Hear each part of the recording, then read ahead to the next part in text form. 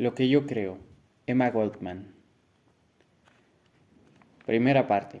La mujer más peligrosa del mundo.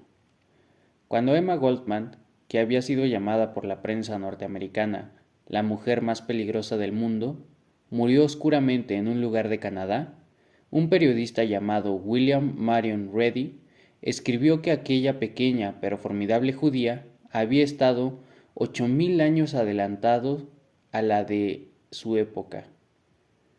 Sin duda, hay que considerar esta como una opinión bastante exaltada, pero no sería injusto decir que estuvo, en muchos aspectos, muy por delante de su tiempo.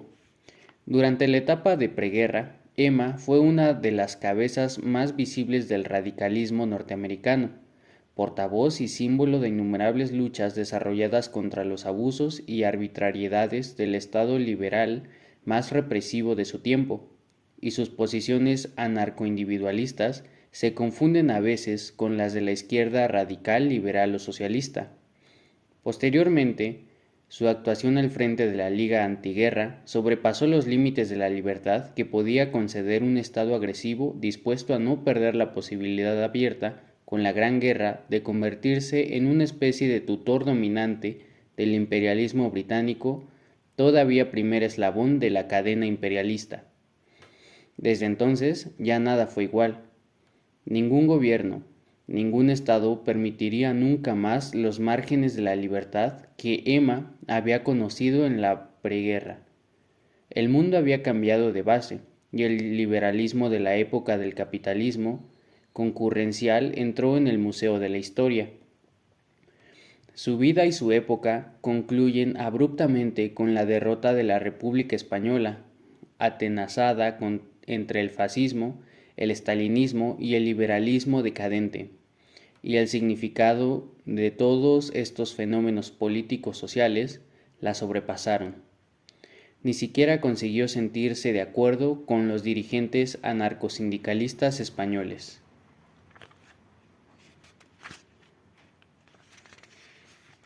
Esta anarquista de ambos mundos, como la ha llamado José Peirats, nunca fue una militante organizada, nunca tuvo parcialmente el mérito de sacar el anarquismo estadounidense del pantano individualista, germanista y terrorista en que lo había encerrado la poderosa personalidad de Johann Most. Tampoco fue una pensadora original. Su pensamiento es una peculiar síntesis de diversas escuelas anarquistas junto con una buena dosis de Nietzsche, y en sus reflexiones no trata de penetrar en los vericuetos de las contradicciones sociales.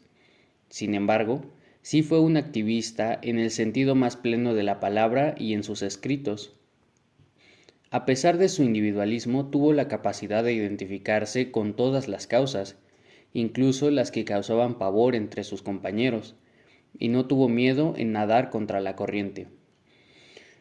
La rebeldía de Emma Goldman se gestó originalmente en la Rusia zarista, donde había nacido el año 1869. En sus memorias, recuerda a su padre, un trabajador que vivía en el gueto judío, como la pesadilla de mi infancia. Su madre, continuamente brutalizada por su marido, tenía totalmente asumido el papel de mujer sumisa y atada a las tradiciones y costumbres. El padre se quejaba constantemente de que Emma no hubiera sido el niño que esperaba y preparaba para ella un destino idéntico al que conocía su madre. Desde luego, esto no era precisamente lo que ella soñaba.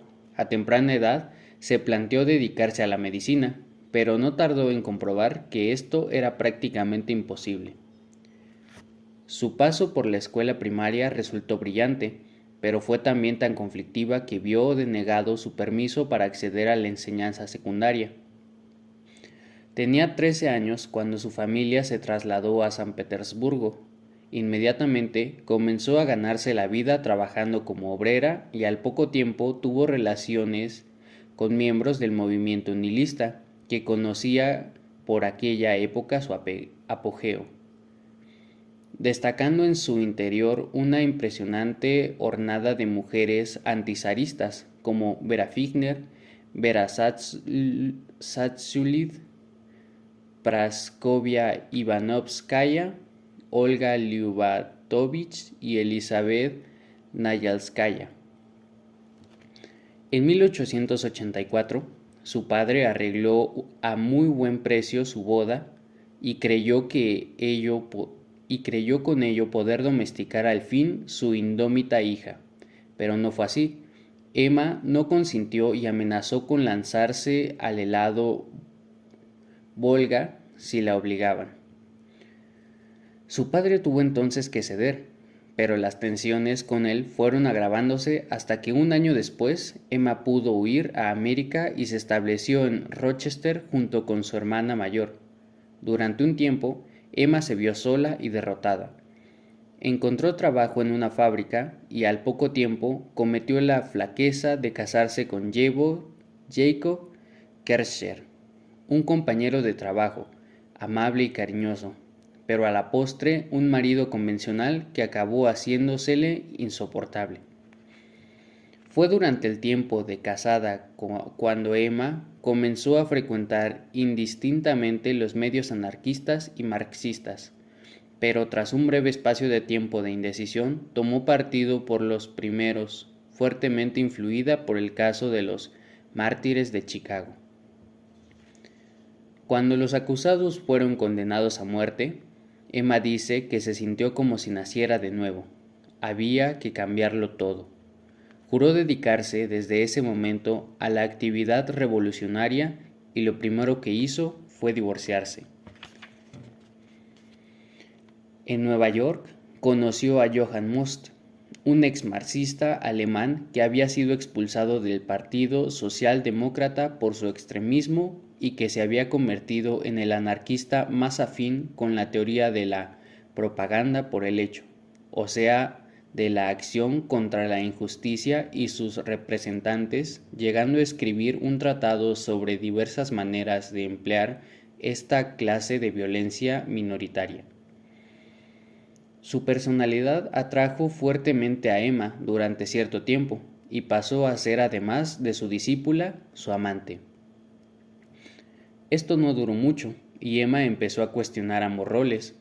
La ruptura entre Johann y Emma fue al mismo tiempo una crisis de un sector importante del anarquismo norteamericano, y la parte que siguió el ejemplo de ella se abrió al movimiento real y rehuyó el gueto de los diversos sectores de inmigrantes. El lugar que había dejado vacío Johann no tardó en ser ocupado, y esta vez por dos hombres a la vez.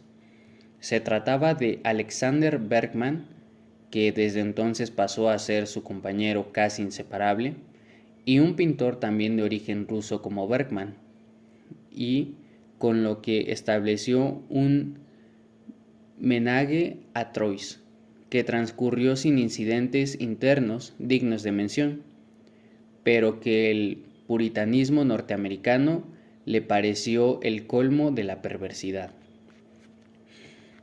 Todo terminó, sin embargo, cuando Alexander, profundamente indignado por la masacre que la patronal había ocasionado entre los obreros con motivo de la huelga de Hampstead Steel, decidió ejecutar por su propia cuenta a Henry Clay Frick, responsable de la actuación de los pistoleros de la Pilkington, que habían disparado.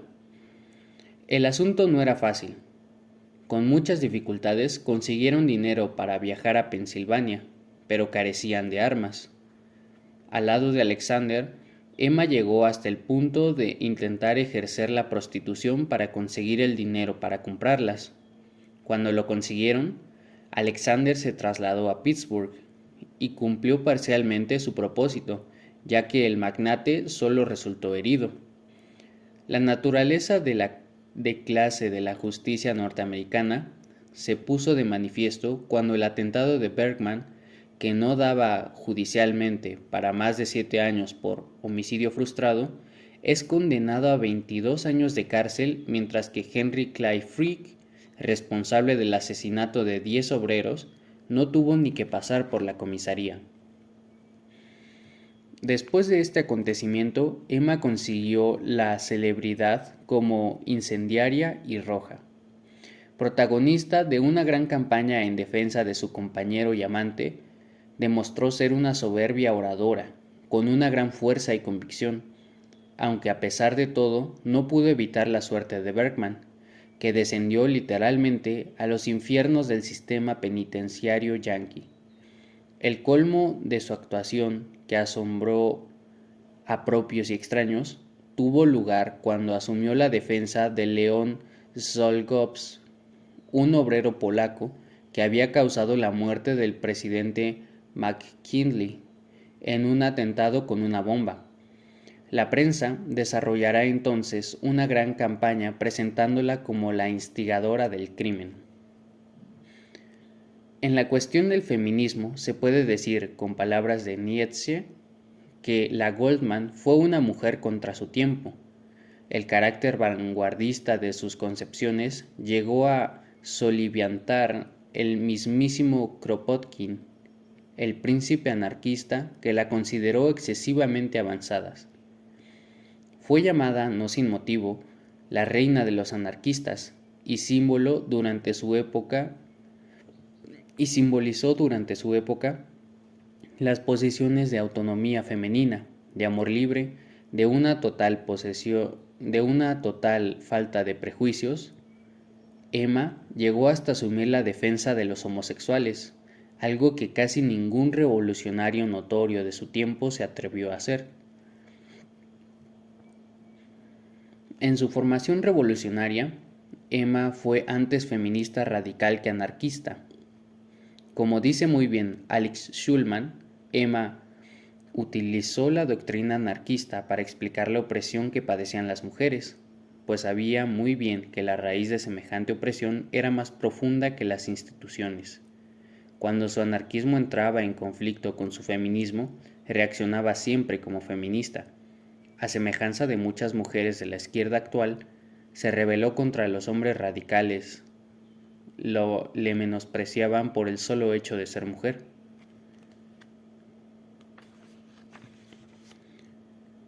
El ideario personal de Emma era bastante distinto del de las corrientes feministas entonces predominantes, entre las cuales el anarquismo no se contaba.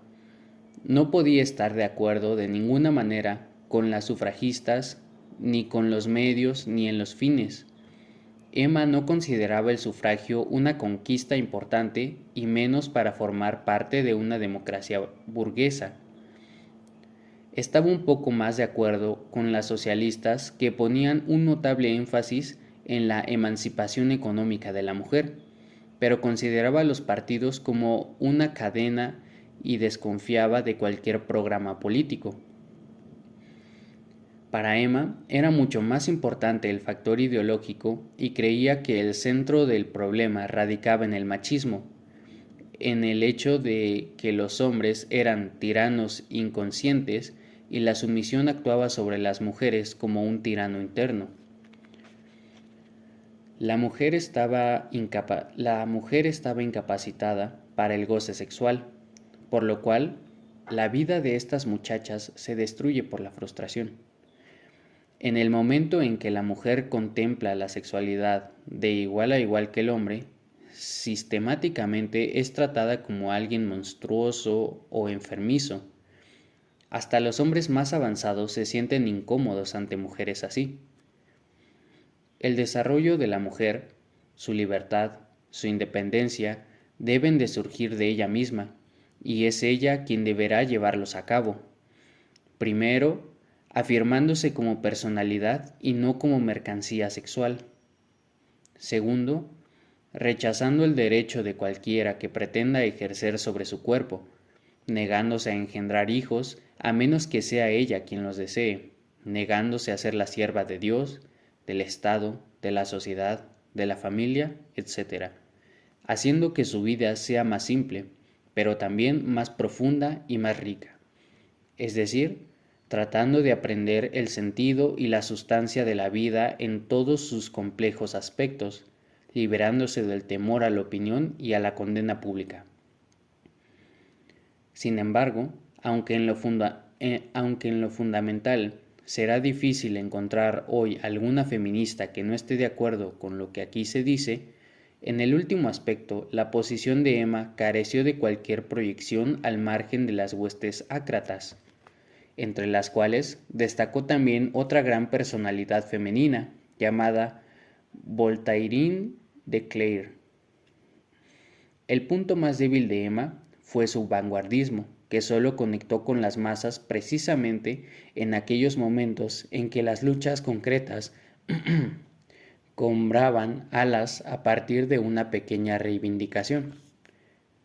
No existe un solo lugar donde la mujer sea tratada sobre la base de su capacidad de trabajo, sino a su sexo. Por tanto, es casi inevitable que deba pagar con favores sexuales su derecho a existir, a conservar una posición en cualquier aspecto. En consecuencia, es solo una cuestión de grado el que se venda a un solo hombre, dentro o fuera del matrimonio, o a muchos. Aunque nuestros reformadores no quieran admitirlo, la inferioridad económica y social de las mujeres es la responsable de la prostitución. Con opiniones como esta, no era de extrañar que Emma pareciera una auténtica bestia negra a unas autoridades puritanas e hipócritas. Un periodista diría que fue enviada a prisión por sostener que las mujeres no siempre deben mantener la boca cerrada y su útero abierto. El caso es que cada conferencia o meeting que daba sobre la cuestión de la mujer, las autoridades dudaban si encerrarla ya antes, y si no lo hacían es porque temían que podía ser peor por la campaña que se desataría en su defensa. Mientras que llamó a las mujeres a no tener como objetivo el matrimonio,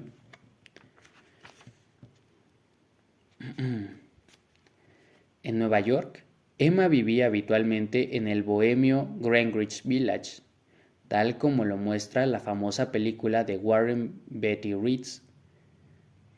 Puede decirse que en la atmósfera de este barrio se hallaba como un pez en el agua, y volvía a él siempre después de una campaña política.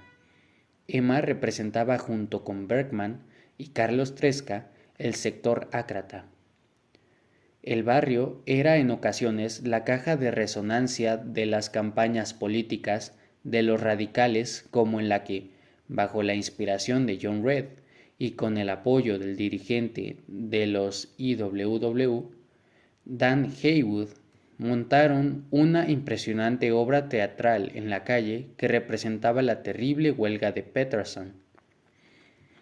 Cuando estalló la Gran Guerra, en agosto de 1914, Emma empezó a trabajar con todas sus fuerzas contra la intervención norteamericana en el conflicto y fundó junto con Reed, Bergman, Tresca, la Liga Antialistamiento, que llegó a ser el centro neurálgico de toda la agitación pacifista y antipatriotera. No pasó mucho tiempo sin que fuera de nuevo detenida y juzgada al tiempo que las revistas que dirigía con Bergman fueran cerradas e invadidas por la policía. Situada delante de los jueces, no tuvo inconveniente en declarar: ninguna guerra se justifica si no es con el propósito de derrocar el sistema capitalista y establecer el control industrial de la clase trabajadora. Insistió en otra intervención haciendo propaganda antimilitarista, pero esta vez, a pesar de todo el genio polémico de Emma, el veredicto del tribunal fue más allá de la multa o la cárcel, y fueron obligados al destierro del país.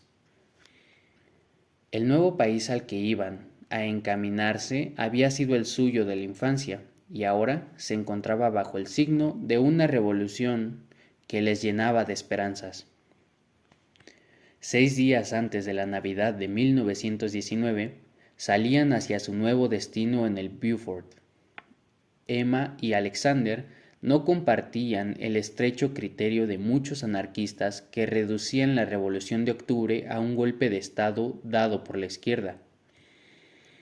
Para ellos, octubre había sido la culminación de la Revolución rusa y miraban a los bolcheviques con ojos de buenos amigos, y estaban en buena medida convencidos de que éstos se habían apropiado de ciertas premisas libertarias para proclamar que todo el poder debía ser para los soviets, o sea, para los consejos obreros de obreros, campesinos y soldados. El punto definitivo de su ruptura ocurrió en medio de los acontecimientos de Kronstadt en marzo de 1921, en las que un grupo insurreccionado levantó la bandera de una tercera revolución y los bolcheviques lo reprimieron por medio de la fuerza. En contra de los bolcheviques, Emma vuelve su mirada hacia Kropotkin, el que había conocido antes en un congreso anarquista, el príncipe anarquista, que durante la Gran Guerra y en la primera etapa de la Revolución Rusa había indignado a Emma por su actuación pro-entente y de apoyo al gobierno provisional Kerensky.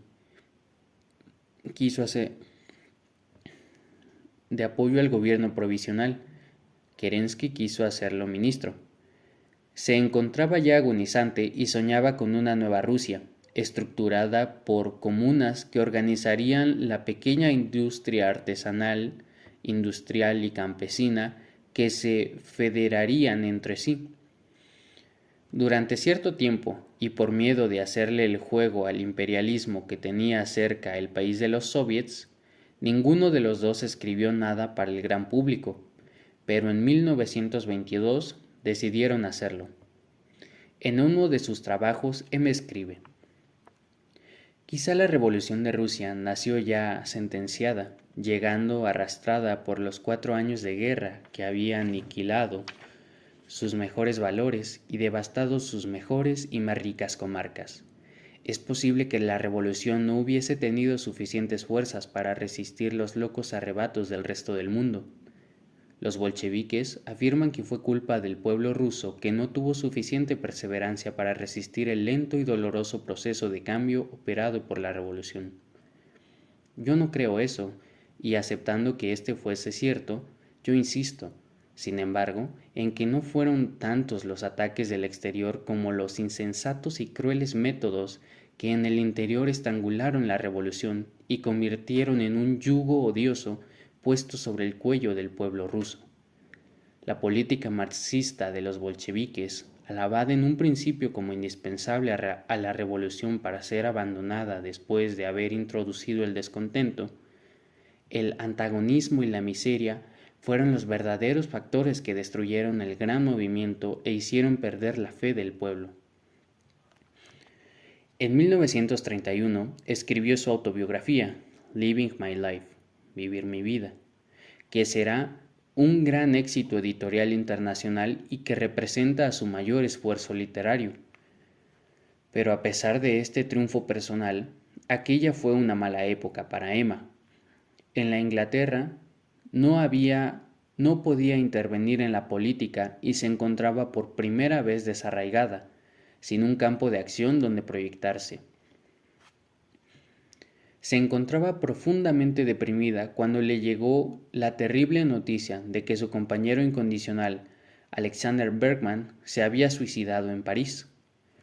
Bergman estaba al parecer muy enfermo y muy desalentado por graves problemas con su nueva compañera. Además, el clima de tensiones y desavenencias entre los anarquistas rusos en el que la tensión resultaba insoportable. Cuando llegaron las noticias de la guerra y la Revolución Española, Emma comentó que igual que ella, Bergman hubiera renacido con entusiasmo. A pesar de todas las clases de obstáculos que le ponían las autoridades británicas, Emma no pudo permanecer totalmente alejada de unos acontecimientos que parecían confirmar sus convicciones de que una revolución anarquista era posible. Aunque no pudo instalarse en España como era su deseo, logró arreglar las cosas para poder efectuar 3 largas visitas. En una de ellas visitó con entusiasmo el frente de Aragón, conoció las experiencias comuneras y departió animadamente con figuras del anarquismo como Durruti, que le causó una honda impresión. Aunque el idioma era una barrera difícilmente franqueable para actuar en el escenario español, se esforzó a pesar de las prohibiciones del gobierno inglés en fomentar la solidaridad con los combatientes. Su admiración por la valentía y entusiasmo de sus compañeros españoles no le llevó a otros ilustres anarquistas extranjeros a plegarse ante la orientación política de la CNT-FAI. No comprendía ni admitía que los anarquistas pudieran colaborar con los republicanos y con los comunistas en unas tareas gubernamentales que iban en contra de la revolución que sus bases militantes estaban llevando a cabo. Se encontraba ante este problema bastante sola y se sintió internamente dividida entre sus convicciones y sus simpatías. Por un lado, estaba persuadida de que en un mundo que se derrumba a su alrededor no había más salida que la anarquía, pero por otro, intentaba comprender y veía que los dirigentes anarcosindicalistas, aunque no actuaban en provecho propio y eran demasiado humanos, no por ello podía dejar de denunciar una política rayana con el oportunismo, y planteó sin éxito sus desavenencias en la Internacional Libertaria, aunque nunca hizo una crítica sistemática y rigurosa. La derrota de la Revolución y de la República Española cerraron el tiempo que se había dado por delante de su compañero y el 17 de enero de 1940 una hemorragia cerebral le causó la muerte. Con ella moría en cierta medida toda una época. Moría una mujer que sería la más alta expresión del feminismo libertario, cuyos frutos sobrepasarían el campo de la anarquía y extendería su influencia entre todas las ramas feminismo radical. Segunda parte. En lo que yo creo. The New York World, 19 de julio 1908. En lo que yo creo. Muchas veces ha sido el objetivo de escritorzuelos. Tales historias espeluznantes e incoherentes han sido difundidas sobre mí. No es nada asombroso que el ser humano medio tiene una palpitación en el corazón por la sola mención del nombre Emma Goldman. Es una lástima que ya no vivamos en los días en que las brujas eran quemadas en la estaca o torturadas por conducir el espíritu del mal en ellos, porque, en verdad, Emma Goldman es una bruja. Es cierto que ella no come pequeños niños, pero hace muchas cosas peores. Ella fabrica bombas y juega con cabezas coronadas. Brr. Tal es la impresión que el público tiene de mí y de mis creencias, por tanto, es mucho el crédito del mundo al dar, por lo menos, una oportunidad a sus lectores para aprender lo que mis creencias son en realidad. El estudioso de la historia del pensamiento progresista es muy consciente de que todas las ideas en sus primeras etapas han sido tergiversadas, y los partidos de esas ideas han sido difamados y perseguidos. No es necesario retroceder 2000 años hacia el momento en que los creyentes en el Evangelio de Jesús fueron lanzados a la arena o calzados en las mazmorras para comprender de qué forma las pequeñas grandes creencias o serios creyentes son entendidos. La historia del progreso está escrita en la sangre de los hombres y mujeres que se han atrevido a abrazar una causa impopular, como, por ejemplo, el derecho del hombre negro a su cuerpo o el derecho de la mujer a su alma. Sí, pues, desde tiempo inmemorial, el nuevo se ha encontrado con la oposición y la condena. ¿Por qué mis creencias deberían estar exentas de una corona de espinas? En lo que yo creo, es un proceso y no una finalidad.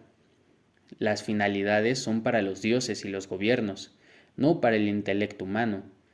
Si bien puede ser cierto que la formulación de Herbert Spencer de la libertad es la más importante sobre el tema, como base política de la sociedad, aún así la vida es algo más que fórmulas. En la batalla por la libertad, como Ibsen, también ha señalado es la lucha por, no tanto el logro de la libertad.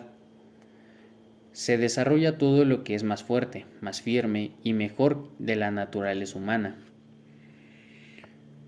El anarquismo no es solo un proceso, sin embargo, que marcha con pasos sombríos para colorear todo lo que es positivo y constructivo en el desarrollo orgánico. Es una manifestación visible de la forma más militante, es tan absolutamente intransigente, insistiendo e impregnando una fuerza como para superar el asalto más obstinado y para resistir las críticas de los que realmente constituyen la última trompeta de una edad en descomposición. Los anarquistas no son espectadores pasivos en el teatro del desarrollo social, por el contrario, tienen algunas nociones muy positivas en cuanto a objetivos y métodos. Lo que puedo hacer por mí misma para dejar lo más claro posible, sin utilizar demasiado espacio, me permite adoptar el modo típico de trato en lo que yo creo. En cuanto a la propiedad. Propiedad significa el dominio sobre las cosas y la negación a los demás de la utilización de esas cosas. En tanto que la producción no es igual a la demanda normal, los bienes institucionales pueden tener alguna razón de ser. Uno solo tiene que consultar a la economía.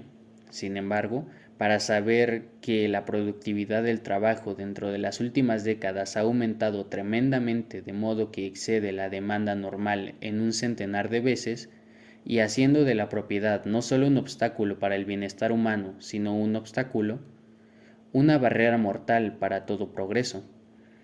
Es el dominio privado sobre las cosas que condena a millones de personas a ser meras nulidades, cadáveres vivientes, sin originalidad o poder de iniciativa. Las máquinas de humanos de carne y hueso, que acumulan montañas de riqueza para otros y pagan por ello con un color gris, sin brillo y una miserable existencia para sí mismos. Creo que no puede haber verdadera riqueza social, siempre que se apoye en vidas humanas, jóvenes vidas, viejas vidas y vidas en la fabricación. Todos los pensadores radicales coinciden en que la causa fundamental de este terrible estado de cosas es 1. Que el hombre tiene que vender su mano de obra, 2. Que su inclinación y su juicio están subordinados a la voluntad de un maestro. El anarquismo es la única filosofía que puede y va a acabar con esta situación humillante y degradante. Se diferencia de todas las otras teorías en la medida en que señala que el desarrollo del hombre, su bienestar físico, sus cualidades latentes y su disposición innata solo deben determinar el carácter y las condiciones de su trabajo, del mismo modo que la propia apreciación física y mental y sus anhelos del alma deciden cuánto se consume. Que esto se transforme en una realidad, a mi juicio, solo es posible en una sociedad basada en la cooperación voluntaria de los grupos productivos, comunidades y sociedades libremente federadas, desarrollándose eventualmente en un comunismo libre, accionado por la solidaridad de intereses. No puede existir libertad en el sentido más amplio de la palabra. No puede haber un desarrollo armonioso mientras las consideraciones de los mercenarios y comerciantes desempeñen un papel importante en la determinación de la conducta personal. En cuanto al gobierno, yo creo que el gobierno, la autoridad organizada o el Estado, solo es necesario para mantener o proteger la propiedad y el monopolio. Ha demostrado ser eficiente en esa función. Como promotor de la libertad individual, el bienestar humano y la armonía social que constituyen el orden real, el gobierno es condenado por todos los grandes hombres del mundo. Creo, por lo tanto, con mis compañeros anarquistas, que las disposiciones legales, legislativas y constitucionales son invasivas. Ellas nunca indujeron al hombre a hacer nada que no podría o no haría por virtud de su intelecto o temperamento, ni evitaron nada de lo que el hombre le era obligado, incitado, a hacer por los mismos dictados. La descripción pictórica de Millet de El hombre con la azada, las obras maestras de Meunier sobre los pioneros que han contribuido a levantar el trabajo desde su posición degradante, las descripciones de Gorky del inframundo, el análisis psicológico de Ibsen de la vida humana, nunca podrían haber sido inducidos por el gobierno, de la misma forma que el espíritu que impulsa a un hombre a salvar a un niño que se ahoga o a una mujer inválida de un edificio en llamas no han sido puestas en funcionamiento por una normativa legal o el club de policía. Creo que, de hecho lo sé, que todo lo que es bueno y hermoso en el ser humano se expresa y se afirma a sí misma, a pesar del gobierno y no debido a él.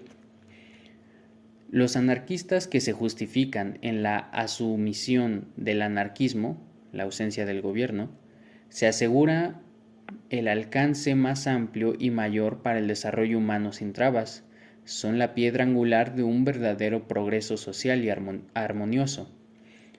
En cuanto al argumento estereotipado que dice que los actos del gobierno son un freno a la delincuencia y el vicio, ni siquiera los fabricantes de la ley se lo creen. Este país gasta millones de dólares para el mantenimiento de sus criminales detrás de las rejas de la prisión. Sin embargo, la delincuencia va en aumento. Sin duda, esta situación no es debido a una insuficiencia de las leyes.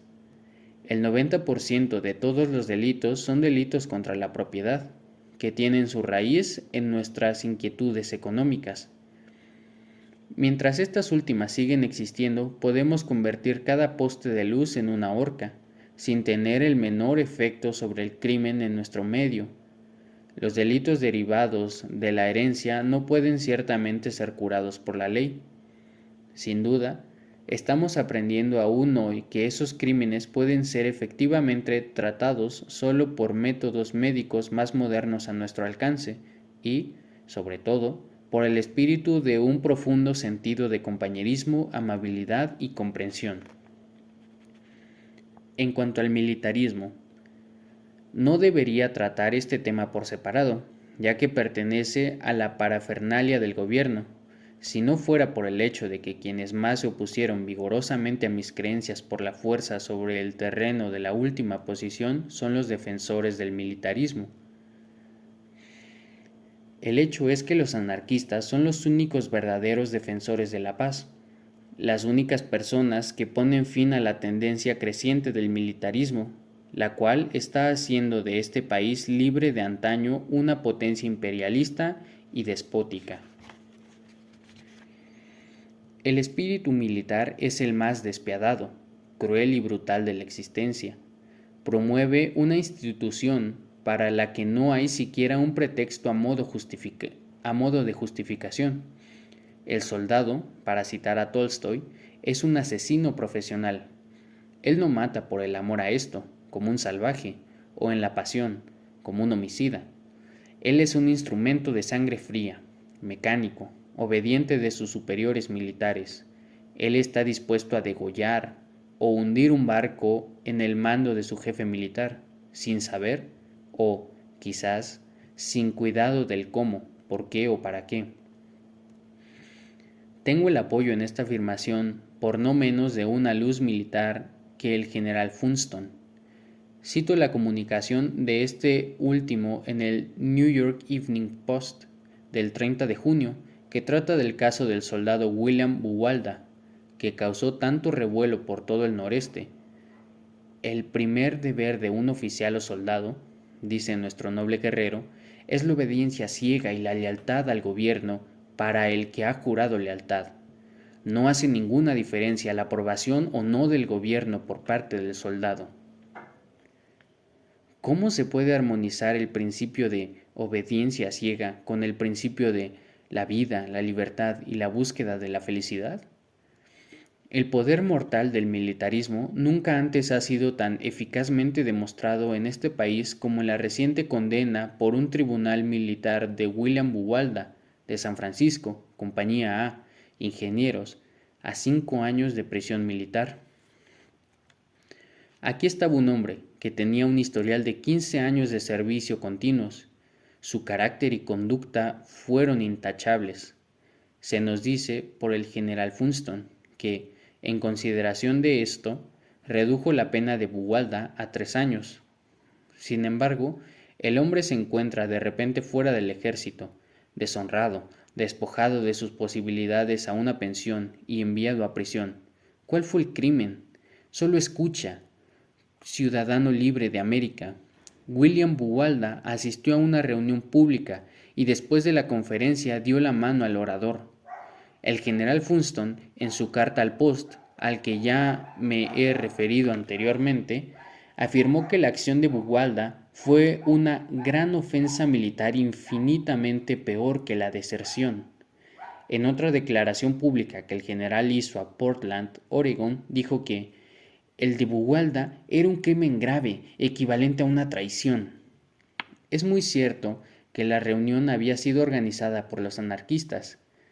Si los socialistas hubieran hecho el llamado, el general Funston nos informa que no habría habido ninguna objeción a la presencia de Buwalda.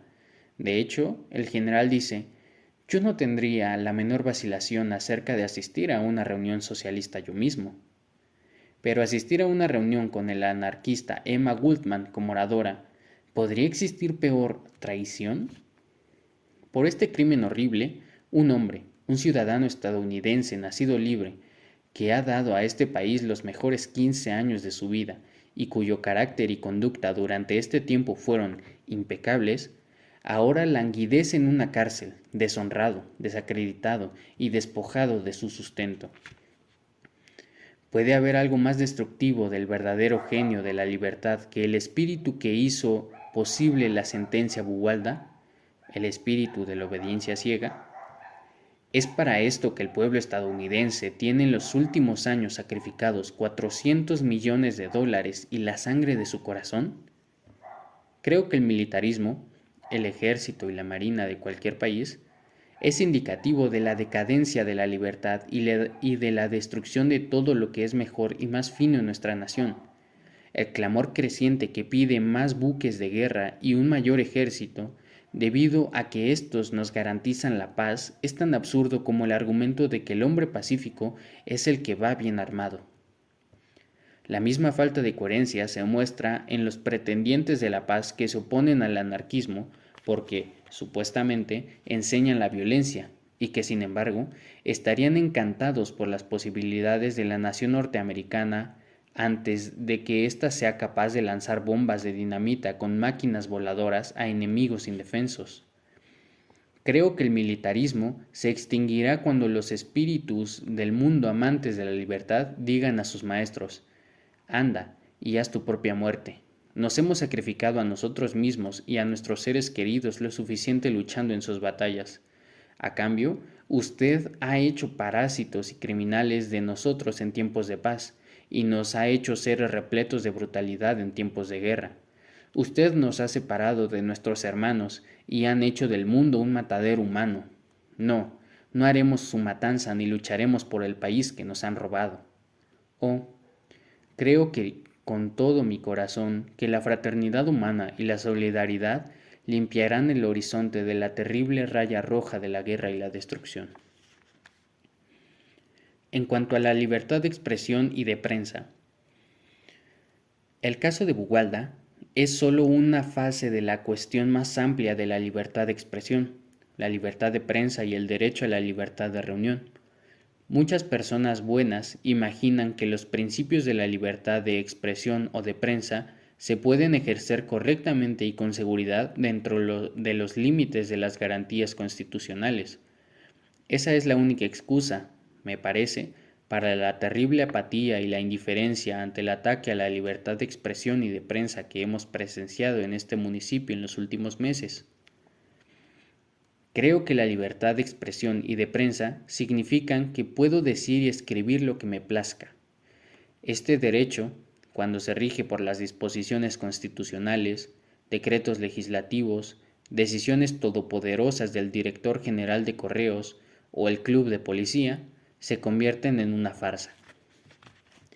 Soy muy consciente de que serán advertidas las consecuencias si quitamos las cadenas de la expresión y la prensa.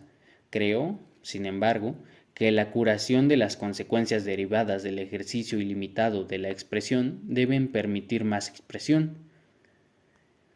Los grilletes mentales nunca han detenido la marea del progreso, mientras que las prematuras explosiones sociales han sido demasiado a menudo provocadas por una ola de represión.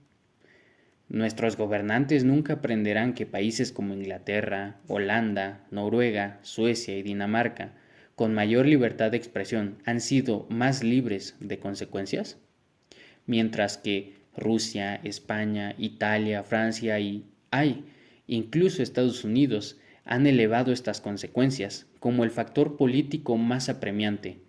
El nuestro se pone que es un país gobernado por la mayoría. Sin embargo, cualquier policía que no esté investido de poder por parte de la mayoría puede disolver una reunión, arrastrar al orador de la plataforma y de la audiencia de la sala a la manera de Rusia.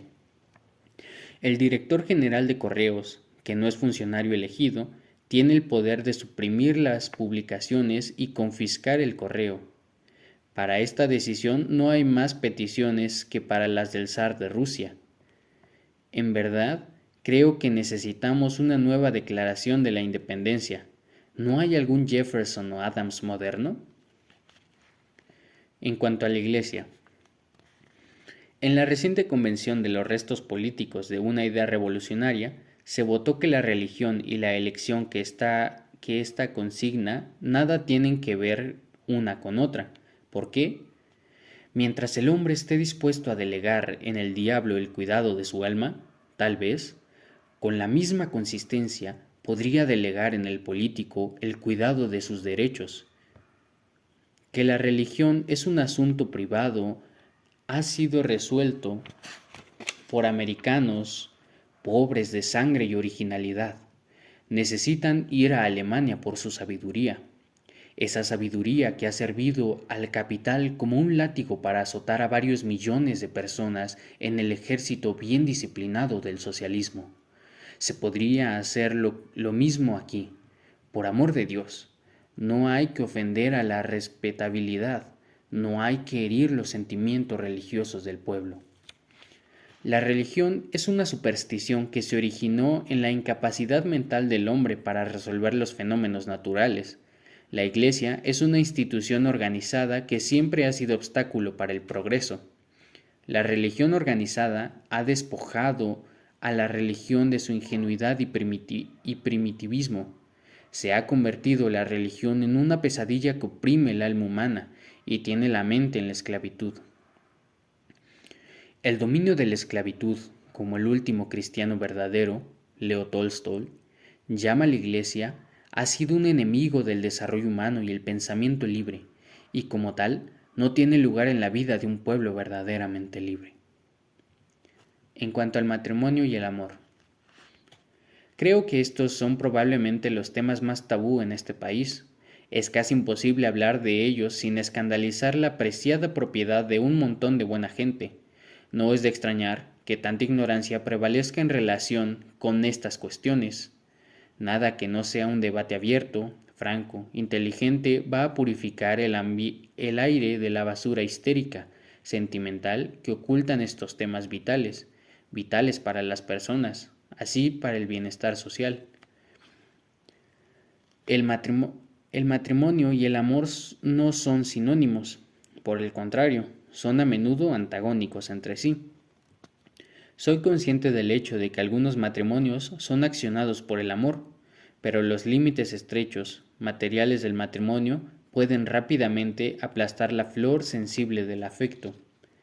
El matrimonio es una institución que proporciona al Estado y la Iglesia unos ingresos enormes y el medio de meterse en esa etapa de la vida que la gente refinada ha considerado durante mucho tiempo su más propio asunto sagrado. El amor es el factor más poderoso de las relaciones humanas, que desde tiempos inmemoriales ha desafiado todas las leyes hechas por el hombre y roto los barrotes de hierro de los convenios de la Iglesia y la moral. El matrimonio es a menudo un acuerdo meramente económico, que proporciona a la mujer un seguro de vida para el resto de sus días y al hombre la perpetuación de su especie o un juguete bonito. Es decir, el matrimonio o la misma formación preparan a la mujer para una vida parasitaria, dependiente, de criado imponente, mientras que proporciona al hombre el derecho de una hipoteca de propiedad sobre una vida humana. ¿Cómo puede este estado tener cosas, ¿Cómo puede este estado de cosas tener algo en común con el amor? ¿Cuál es el elemento por el cual renunciarías a toda la riqueza del dinero y el poder y vivirías en tu propio mundo de la expresión humana sin límites? Para esta no es la edad de romanticismo, de Romeo y Julieta, Fausto y Margarita, del éxtasis de la luz de la luna, de las flores y las canciones. La nuestra es una época práctica. Nuestra primera consideración es un ingreso, tanto peor para nosotros si hemos llegado a la época en que los vuelos más altos del alma deben ser comprobados. Ninguna raza puede desarrollarse sin el elemento del amor. Pero si dos personas se adoran en el santuario del amor, ¿qué sucederá con el becerro de oro, el matrimonio? Él es la única seguridad para la mujer, el niño, la familia, el Estado. Pero esto no asegura el amor, y sin amor verdadero, ningún hogar verdadero puede o debe existir. Sin amor, ningún niño debe nacer. Sin amor verdadero, ninguna mujer puede estar relacionada con un hombre. El temor de que el amor no es la seguridad material suficiente para el niño es anticuado. Creo que cuando la mujer firme su propia emancipación, su primera declaración de independencia consistirá en admirar al hombre por las cualidades de su corazón y su mente, no por las cantidades en su bolsillo. La segunda declaración será que ella tiene el derecho a seguir aquel amor sin los estorbos y los obstáculos del mundo exterior. La tercera declaración, y la más importante, será el derecho absoluto a la maternidad libre. En una mujer y un padre igualmente libres descansa la seguridad del niño. Ellos tienen la fuerza, la robustez, la armonía para crear un ambiente en el que solo la planta humana pueda convertirse en una flor exquisita. En cuanto a los actos de violencia. Y ahora he llegado a este punto en mis creencias sobre el cual existe un malentendido que prevalece en la mente del público estadounidense. Bueno, vamos, ¿ahora no es propagar la violencia, el asesinato de reyes y presidentes? ¿Quién dice que yo lo hago? ¿Me ha oído usted decirlo? ¿Alguien alguna vez me ha oído decirlo? ¿Alguien lo ha leído en nuestra literatura? No, pero los periódicos sí. Todo el mundo lo dice. Por consiguiente, debe ser así. Oh, por la exactitud y la lógica del querido público. Creo que el anarquismo es la única filosofía de la paz, la única teoría de la relación social que valora la vida humana por encima de todos los demás. Sé que algunos anarquistas han cometido actos de violencia, pero es la terrible desigualdad económica y la injusticia del sistema político que inspira estos actos, no el anarquismo. Todas las instituciones se basan hoy en la violencia. Nuestra atmósfera está saturada de ella. En tanto que tal estado exista, tanto podríamos esforzarnos por detener la oleada Niágara como tener esperanza en acabar con la violencia. Ya he dicho que los países con cierto grado de libertad de expresión han tenido pocos o ningún acto de violencia. ¿Cuál es la moral? Simplemente esta: ningún acto cometido por un anarquista ha sido para el beneficio personal, el engrandecimiento o el beneficio, sino más bien una propuesta consciente contra alguna medida represiva, arbitraria, tiránica desde arriba. El presidente Carnot, de Francia, fue asesinado por Caserio, en respuesta a la negativa de Carnot a conmutar la pena de muerte de Valladolid, por cuya vida el mundo literario, científico y humanitario de toda Francia había perdido. Bresci fue a Italia con su propio dinero, ganado en la tejeduría de seda de Patterson, para llamar al rey Humberto a la justicia por su orden de disparar contra mujeres y niños indefensos durante una revuelta del pan. Angelio ejecutó al primer ministro Cánovas por la última resurrección de la Inquisición española en la prisión de Montjuïc.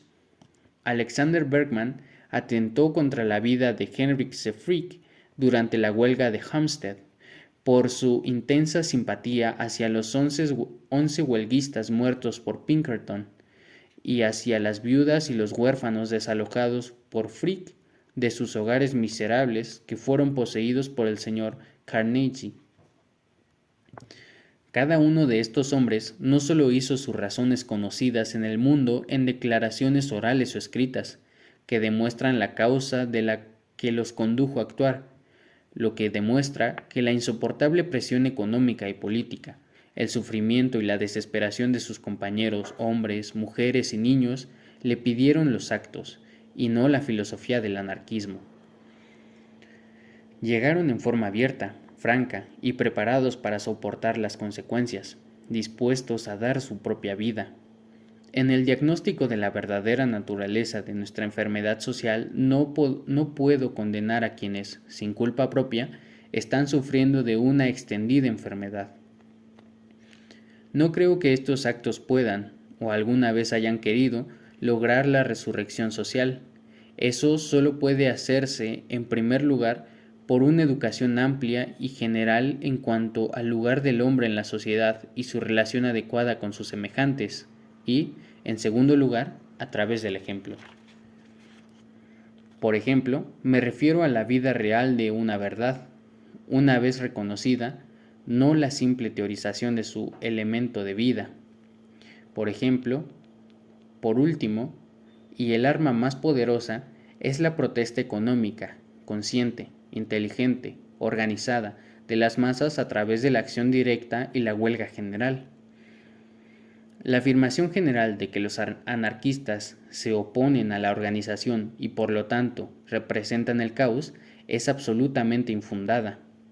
Es cierto que no creemos en la parte obligatoria, arbitraria de la organización que obliga a las personas de gustos e intereses antagónicos en un cuerpo y los mantiene allí por la coerción.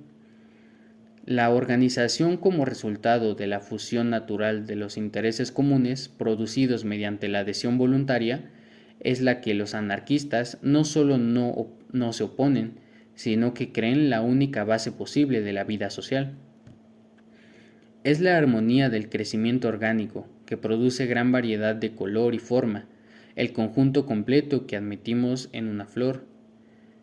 Análogamente, se organiza la actividad de los seres humanos dotados de un espíritu de solidaridad como resultado de la perfección de la armonía social, que es el anarquismo. De hecho, solo el anarquismo hace de la organización no autoritaria en realidad, ya que suprime el antagonismo existente entre los individuos y las clases.